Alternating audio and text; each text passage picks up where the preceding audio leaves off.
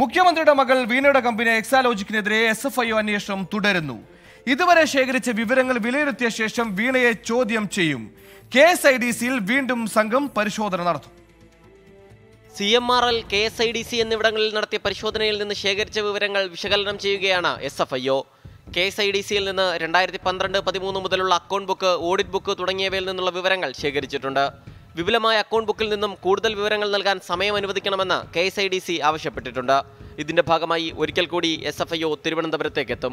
വിശദമായി വിവരങ്ങൾ പരിശോധിച്ച ശേഷം വീണ വിജയന് ചോദ്യം ചെയ്യലിന് ഹാജരാകാൻ നോട്ടീസ് നൽകും. എക്സാലോജിക് സൊല്യൂഷൻസിന്റെ ബംഗളൂരു മേൽവിലാസത്തിലാകും നോട്ടീസ് നൽകുക. അതിനാൽ മുഖ്യമന്ത്രിയുടെ ഔദ്യോഗിക വസതിയായ ക്ലിഫ് ഹൗസിലോ മന്ത്രി മുഹമ്മദ് റിയാസിന്റെ വസതിയിലേക്കോ SFIO എത്തില്ല. 24 തിരുവനന്തപുരം.